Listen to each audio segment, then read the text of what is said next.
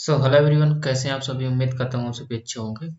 आज की जो हमारी ये क्लास होने वाली है, ये पर्टिकुलरली जो आपके जो कुछ जनरल डाउट्स हैं उनको मैं यहाँ पे क्लियर करने की कोशिश करूँगा।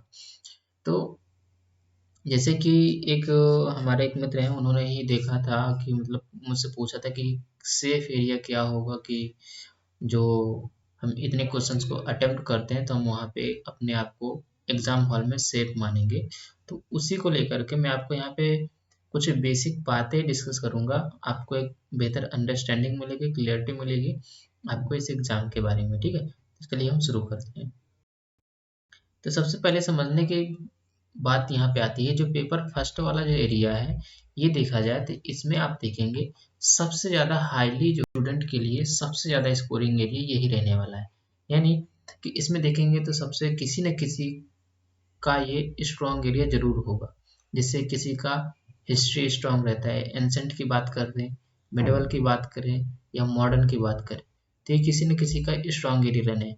ये polity, constitution, governance, social justice की भी बात कर रहे हैं, तो मोटी मोटी अगर देखा जाए इसमें, तो बड़ी बड़ी बातें इसमें इंक्लूड की गई हैं। ठीक है, फिर इसी में ही करंट अफेयर्स का जो सेक्शन है, ये इंक्लूड किया गया है, नेशनल और इंटरनेशनल।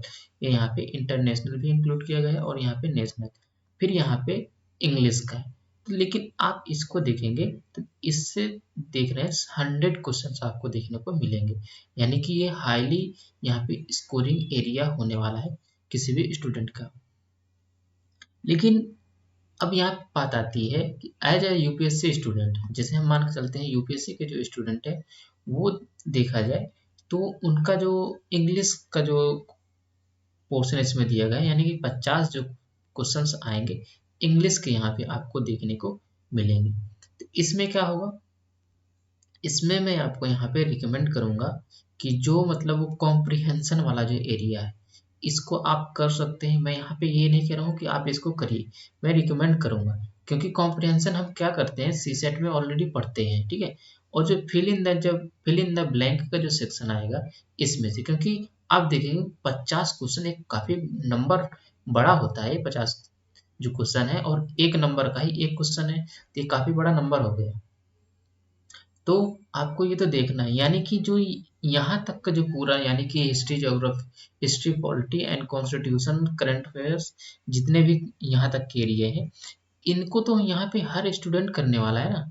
तो सबसे पहले आपको समझना है कि आपको यहाँ पीछे नहीं रहना है। आपको यहाँ पे क्या करना है, ज़्यादा से ज़्यादा क्वेश्चंस को यहाँ पे भी अटेम्प्ट देने हैं। ठीक है, और रही बात इंग्लिश की, इंग्लिश के लिए भी मैंने आपको बता दिया कि जो कॉम्प्रिहेंशन और fill in in the blank वाला जो सेक्शन है, इसको कर सकते हैं। अगर आपको और भी सेक्शंस इसमें आते हैं तो आप उनको भी अटेम्प्ट कर सकते हैं। ध्यान रखिएगा इसमें नेगेटिव मार्किंग भी है। और सबसे समझने वाली बात ये है कि इसमें देखिए आपको जो टाइम मिलेगा पेपर फर्स्ट में, इसमें आपको 2 घंटे का मिलने वाला है। 2 घंटे का टाइम मिलने वाला है, 2 घंटे का आपको ध्यान रखना है, यानी कि 120 मिनट आपको इसमें मिलने वाले हैं। और क्वेश्चन कितने हैं, 150 क्वेश्चन, इसको ध्यान रखना है। ठीक है, अभी हम और आगे आपको क्लियरिटी मिलेगी हम इसको कैसे डील करेंगे। ठीक है, अब देखिए, अब जो यहाँ पे पेपर 2 वाला जो सेक्शन है, इसको भी यहाँ पे समझ लेते हैं। क्योंकि पेपर फर्स्ट का तो हमने देख लिया ना कि ये जो है पूरा हाई स्कोरिंग एरिया है। अब बात करेंगे जो पेपर 2 का जो सेक्शन है। चलिए, जो यहाँ पे आप देखेंगे जो पेपर 2 की अगर हम बात करें, तो पेपर 2 में सबसे पहले आपको ध्यान देना है कि इसमें आपको जो है 2.5 घंटे आपको मिलने वाले हैं। ठीक है, आपको ये ध्यान रखना है। प्लस अब ये जो हर स्टूडेंट का जो होगा, ये किसी न किसी ऐसे इसमें सिलेबस को डिजाइन किया गया है ना, कि किसी न किसी स्टूडेंट का कोई ना कोई भी एक एरिया इसमें जरूर होगा ही। तो ये इसको हम इस पे यहाँ पे क्या एक पॉइंट में कह सकते हैं, यानी कि ये जो है लो स्कोरिंग एरिया है। अगर किसी भी स्टूडेंट का अगर स्कोरिंग एरिया की अगर हम बात करते हैं, फिर एक किसी का इकोनॉमी या जो इन्वायरमेंट का एक सेक्शन है जो कि स्कोरिंग एरिया हो सकता है। फिर यहाँ पे जो नेशनल ज्योग्राफी यानी कि इंडियन ज्योग्राफी की बात करें तो ये स्कोरिंग एरिया हो सकता है। यानी कि कुल मिलाकर के देखा जाए, किसी का भी देखेंगे तो यहाँ पे जनरल साइंस भी स्कोरिंग एरिया हो सकता है। तो यहाँ पे भी देखेंगे ना, तो किसी किसी ना स्टूडेंट का कम से कम यहाँ पे 4 सेक्शन तो जरूर यहाँ पे वीक एरिया होंगे। टोटल यहाँ पे 8 सेक्शंस को इंक्लूड किया गया है। ठीक है, तो अब इसमें से क्या होने वाला है, अब देखेंगे कि इसमें 2.5 घंटा मिल रहा है। टोटल क्वेश्चंस कितने होंगे इसमें, टोटल इसमें क्वेश्चन देखेंगे कि आपको यहाँ पे देखने को मिलेगा 200 क्वेश्चन मिलेंगे, और जो है इस पेपर फर्स्ट में 150 क्वेश्चन आपको देखने को मिलेगा। और यहाँ पे क्या है, 120 मिनट है, और यहाँ पे कितना टाइम मिलने वाला है, यहाँ पे 150 मिनट मिलने वाले हैं, यानी कि आधे घंटे आपको यहाँ पे एक्स्ट्रा मिलने वाला है।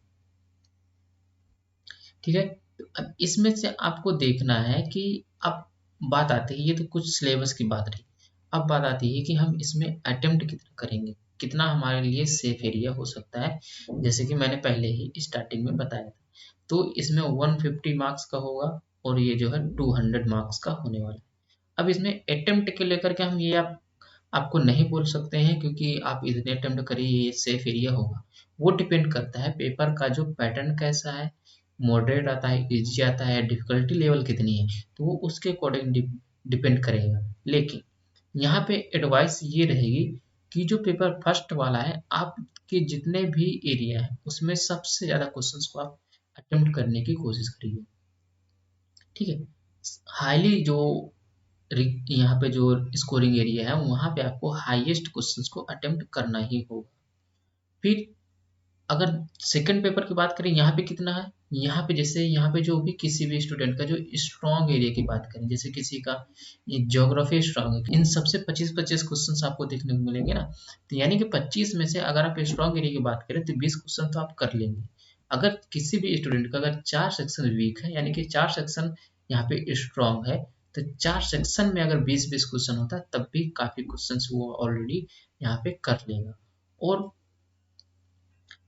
तो यहाँ पे आप देखेंगे, यहाँ पे पेपर फर्स्ट में आप देखेंगे कि यहाँ पे अगर किसी भी एक एवरेज स्टूडेंट का देखा जाए तो यहाँ पे 120 क्वेश्चन उसने मान लीजिए अटेम्प्ट किए।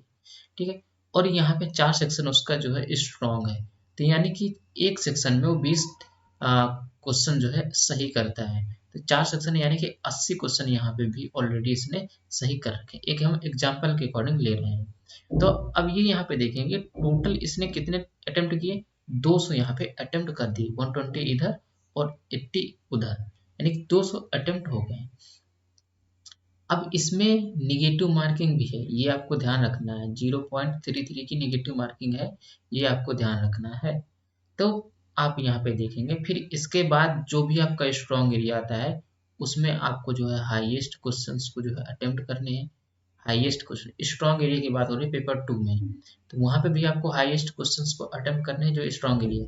अब जो वीक सेक्शन है उसके लिए क्या, जो वीक सेक्शन है उसमें आपको यहाँ पे सेक्शन के अकॉर्डिंग देखना होगा, जो भी सेक्शनल हो उसमें से देखेंगे कि आप इस क्वेश्चन को अटेम्प्ट कर सकते हैं कि नहीं कर सकते हैं, कुछ याद आ रहा है कि नहीं याद आ रहा है, तो आपको उसके अकॉर्डिंग एक कॉमन सेंस के अकॉर्डिंग इसको, जो भी आपका वीक एरिया होगा तो वहां पे आपको क्या करना है, जो भी कॉमन सेंस आएगी उसके अकॉर्डिंग आपको सारे क्वेश्चन को यहाँ पे अटेम्प्ट करना होगा। जैसे कि अगर हम बात करते हैं इथिक्स का जो सेक्शन है, इथिक्स में जो कॉमन सेंस से कुछ क्वेश्चंस जो है सॉल्व हो सकते हैं। मैनेजमेंट का जो सेक्शन है वहां से भी कॉमन सेंस के अकॉर्डिंग भी क्वेश्चन को सॉल्व किया जा सकता है, कि आप अपने आप को उस सिचुएशन में रख करके जब सॉल्व करेंगे ना तो आप इस सारे क्वेश्चंस को आप आसानी से हैंडल कर लेंगे। अब जो यहाँ पे वीक एरिया होने वाला है, जो वो होगा मैथ वाला, तो यहाँ पे जो मैथ का और जो रीजनिंग का जो सेक्शन है ये यहाँ पे होने वाला है, क्योंकि इसमें तो कोई लॉजिक लगेगा ही नहीं। आप मैथ में क्वेश्चन में आप कितना भी कॉमन सेंस लगा के नहीं होगा, तो यानी कि ये जो 50 क्वेश्चन है इसमें से तो इनकी तो प्रैक्टिस आपको करनी ही पड़ेगी, बिना इनके प्रैक्टिस किए आप इनको नहीं कर सकते। तो जो आपका यहाँ पे वीक एरिया, जैसे कि अगर हम डिसीजन मेकिंग की बात करें तो डिसीजन मेकिंग भी काफ़ी ऐसे क्वेश्चंस आपको मिलेंगे देखने को, कि जो आप कॉमन सेंस से उनको सॉल्व कर सकते हैं। डिसीजन मेकिंग में क्या होता है, पहले प्रॉब्लम को आइडेंटिफाई करना होता है, फिर उसके बाद सोल्यूशन देना होता है, फिर बाद में आता है कि आप कौन सा डिसीजन लेंगे, उसी को ही सोल्यूशन कहा जाता है। तो इस तरीके से आप एक कॉमन अप्रोच के साथ क्वेश्चन को अटेम्प्ट करके सॉल्व कर सकते हैं। तो अब बात आती है जो सेफ एरिया का होपफुली मैंने आपको यहाँ पे एक डाउट जो होगा मैंने क्लियर क्लियर किया होगा। यहाँ पे मैंने कोशिश करी कि किस तरीके से आप एक पेपर फर्स्ट की अप्रोच अलग होगी, पेपर 2 की अप्रोच अलग होगी, तो आपको दोनों को लेकर के चलना है। आपको ध्यान देना है, निगेटिव मार्किंग भी है, तो अब वो पेपर का लेवल देख लीजिए आता है डिफिकल्टी लेवल कहती है, तो उसके अकॉर्डिंग उसकी कट ऑफ यहाँ पे डिसाइड होगी। हम यहाँ पे भी कुछ कह नहीं सकते हैं कि कट ऑफ वगैरह क्या होगा क्या नहीं होगा, लेकिन एक ओवरव्यू आपको लग गया होगा